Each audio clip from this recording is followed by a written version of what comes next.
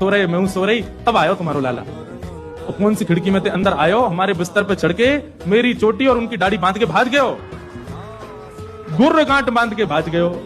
रात में पतिदेव प्यास लगी, जैसे ही उठे उनकी दाढ़ी खिंचे, मेरी चोटी खिंचे। मैं कहूं क्या कर रहे हो, क्या कर, वो क्या कर रही हो, दोनों क्या कर रहे हो, क्या कर रही हो, मैं निकल गए, सबरे बाल टूट गए मेरे पतिदेव के। जे उपहार दियो मेरे पति के जन्मदिन पर। मैया फिर हंसने लगी, समझाऊंगी समझाऊंगी। ऐसी ठाकुर जी की बाल लीला। लेकिन यशोदा मैया ने मन में सोची, ये सबरी आ गई है, इनके सामने ने डांट पकाऊं लाला है। ठाकुर जी बुलाए, जोर की आवाज लगाई, कन्हैया। ठाकुर जी सो रहे हैं पल्ला में।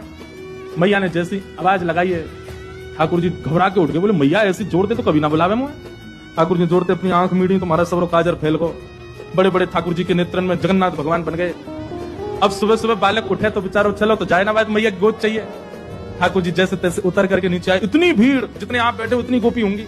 भैया तुमको काय को डांट रही है, अरे लाला ये सब गोपी तेरी शिकायत करें, तेने यूं कियो या के घर यूं कियो, सब गोपियों के। अब देखो गोपियों ने जितने ठाकुर जी के ऊपर आरोप लगाए हैं, इनमें से कुछ ही सत्य हैं, बाकी तो गोपियों ने जबरदस्ती लगाए उल्हाने, ताकि लाला तो तोतरो है, बोलना जाने ना है, मैया डांट देगी वाकू।